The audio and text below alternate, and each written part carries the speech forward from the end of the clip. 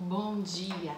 Hoje é domingo, dia 6 de setembro de 2020 e o assunto de hoje, o tema é Remédio Santo. Está na primeira carta de Pedro, no capítulo 3, versículo 9. Não paguem o mal com o mal, nem ofensa com ofensa. Nós tiramos essa reflexão de hoje do Pão Nosso, do capítulo 118, do Palavras de Vida Eterna, capítulo 61, para o Dia Nascer Feliz, capítulo 124, e na Seara do Mestre, capítulo 172. Muito bem. Hoje eu vou começar uma frase do livro, como eu gosto muito desse livro, né, de Humberto Holden, O Caminho da Felicidade. O homem, ele é senhor e soberano de tudo que sabe, mas é escravo de tudo que ignora. O assunto nos convida a tomarmos um remédio santo que é o perdão. Não paguem o mal com o mal, nem ofensa com ofensa. Antes, pelo contrário, bem dizendo, pois para isto mesmo fostes chamados, diz, né, o nosso querido Pedro nessa carta, a fim de receberes bênção por herança. Pedro, nessa primeira carta, ele escreve com o propósito de ensinar os cristãos a viverem em tempos difíceis. Desejava ele que eles vivessem segundo o exemplo do Cristo, do modo que fossem reconhecidos pelo padrão do Cristo. E qual era o padrão do Cristo? Retribuir com bênção, mesmo depois de receberem tratamento que provocasse mágoa ou fosse até injusto. Esse era o padrão do Cristo. Esse padrão continua até hoje e nós continuamos passando pelos problemas, né?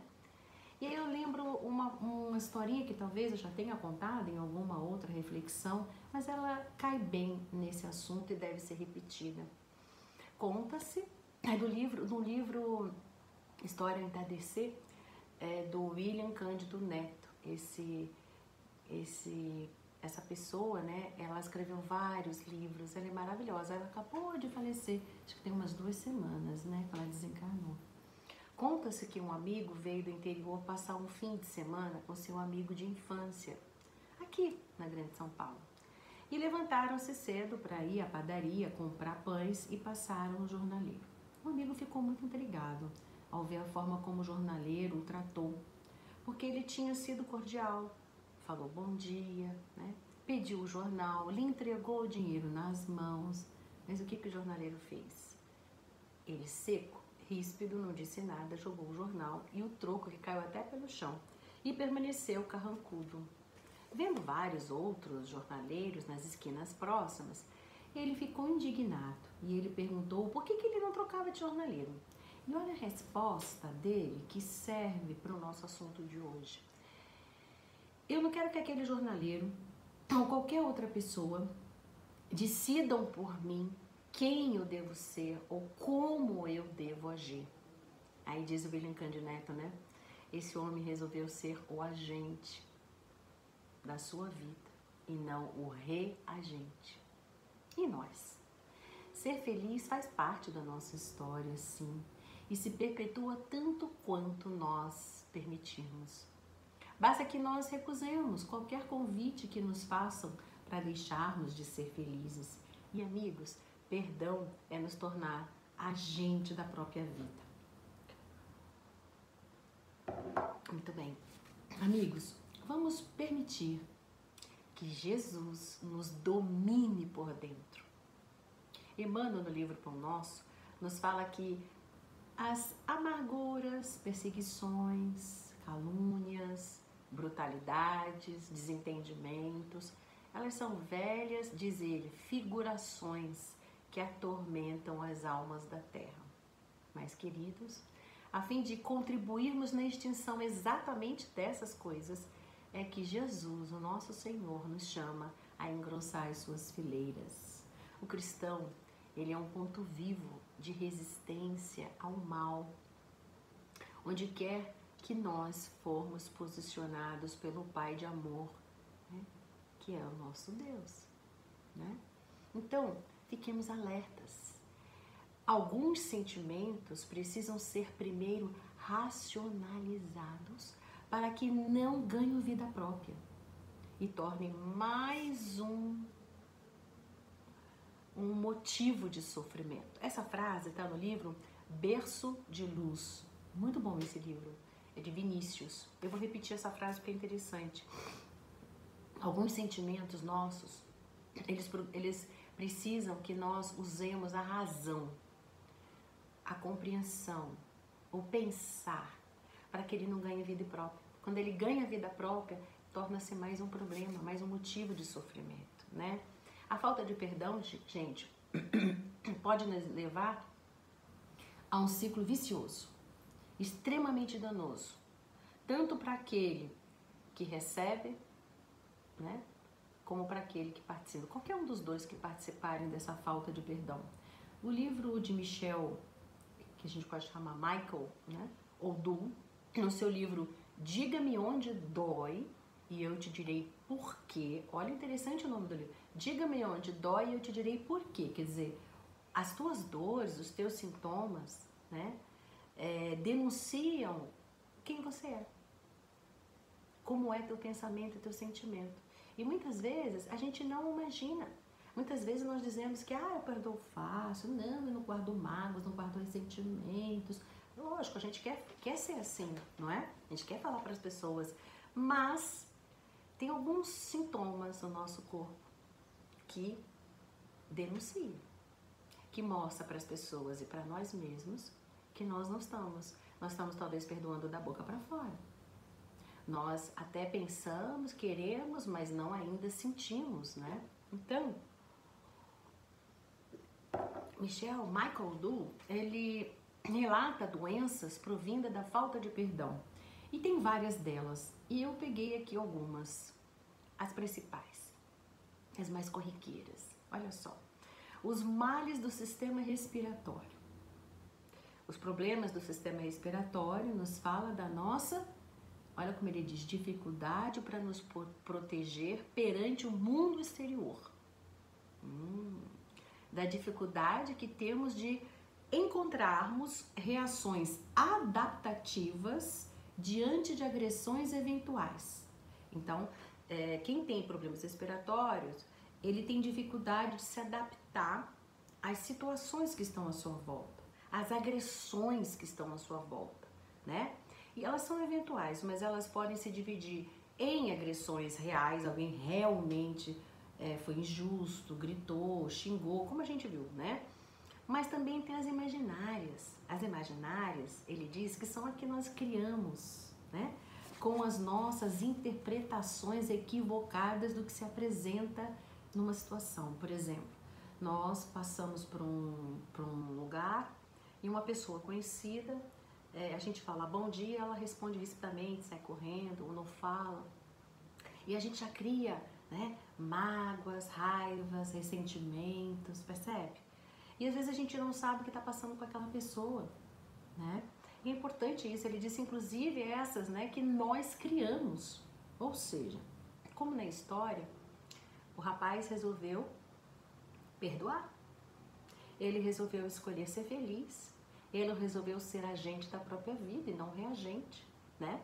Por quê? Porque perdoar é se proteger das agressões internas, não as externas. As externas você não pode evitar que as pessoas falem com você dessa maneira ou ajam daquela maneira. Não, mas você pode evitar as agressões internas, que são as mágoas e os ressentimentos. Essas nos adoecem, são as mágoas e o ressentimento, certo? E não o que o outro fala ou deixa de dizer. Então, afinal, como dizem por aí, tem uma frase que a gente ouve por aí, né, que é: o que importa não é o que o mundo nos apresenta, mas sim o que nós fazemos com que o mundo nos apresenta. Então, tornemos todos nós agente da nossa própria vida e não reagente. O psicólogo Michel Oldum continua lá,